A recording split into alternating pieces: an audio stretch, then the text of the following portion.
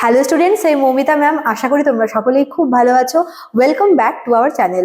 আজকে আমি তোমাদের ফার্স্ট সেমিস্টার মেজর ইংলিশের পেপার 2 থেকে তোমাদের আরো একটা টার্ম, যেটা হচ্ছে কোরাস। এটা তোমাদের একটা খুব ইম্পর্টেন্ট লিটারেরি টার্ম। তোমাদের আজকে আমি এই টপিকের উপরেই কিন্তু ক্লাসটা নেব। চলো দেরি না করে শুরু করে দিই আজকের সেশনটা। দেখো কি বলেছে।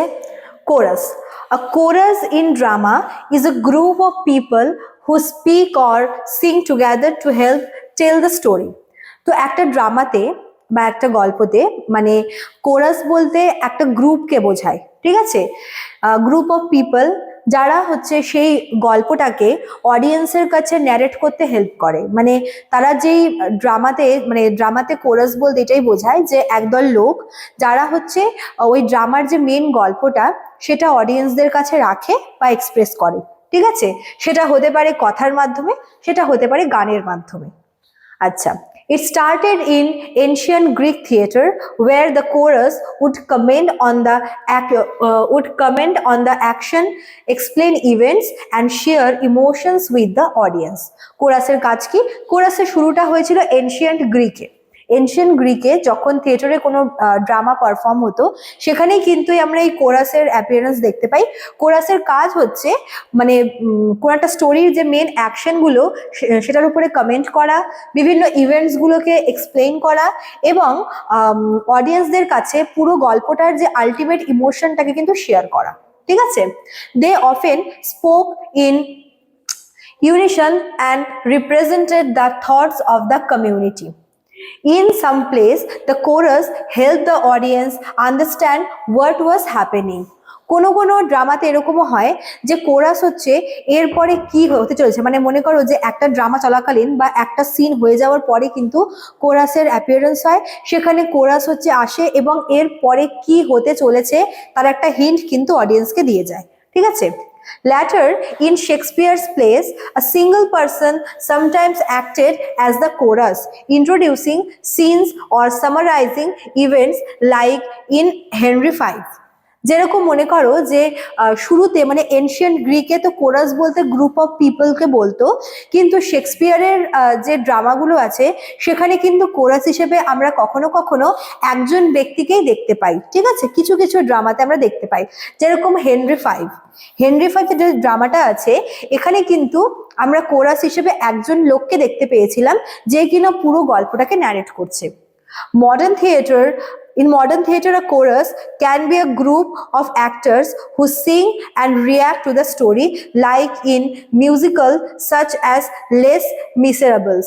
যেরকম মনে করো যে মানে যদি আমরা, এটা তো এনশিয়েন্ট গেল, তারপর শেক্সপিয়ারিয়ান ড্রামাতে গেল, এবার মডার্ন থিয়েটারে আমরা দেখি যে কোরাস হচ্ছে কিন্তু গ্রুপ অফ পিপল বা গ্রুপ অফ অ্যাক্টার্সদেরকেও বলে, যারা হচ্ছে গানের মাধ্যমে পুরো গল্পটাকে কিন্তু ন্যারেট করে, ঠিক আছে? এটা হচ্ছে মডার্ন থিয়েটারে বলতে পারো। তারপর দেখো লাস্টে কি বলেছে, even though not all plays have a chorus today, it is still an important dramatic tool. It helps connect the audience to the play and makes the story clearer and more emotional. মানে এই যে কোরাসের যে কনসেপ্টটা, এটা হচ্ছে ancient Greek থিয়েটারে শুরু হয়েছিল। এনশিয়েন্ট গ্রিক ড্রামাগুলোতে কিন্তু কোরাস বলতে আমরা গ্রুপ অফ পিপলকে বলতাম, যারা হচ্ছে পুরো গল্পটাকে কথার মাধ্যমে বা গানের মাধ্যমে ন্যারেট করে। শুধু তাই না, ওই মানে মূল যে স্টোরি সেটাকে সামারাইজ করা বা একটা ঘটনার পরে এরপরে নেক্সট কি হতে চলেছে সেটাকে ডিসক্রাইব করা, এছাড়া গল্পটার যে একটা ওভারঅল কনক্লুশন বা গল্পটাকে হচ্ছে এটা জিস্ট করেও কিন্তু বলতে সাহায্য করতে হচ্ছে কোরাস, ঠিক আছে? শেক্সপিয়ারিয়ান ড্রামাগুলোতে আমরা কোরাসে গ্রুপের জায়গায় একজন লোককে দেখলাম কোরাস হিসেবে, যে কিনা বিভিন্ন ইভেন্টসগুলোকে এক্সপ্লেন করছে, পুরো ওভারঅল ইমোশনটাকে এক্সপ্লেন করছে অডিয়েন্সের কাছে।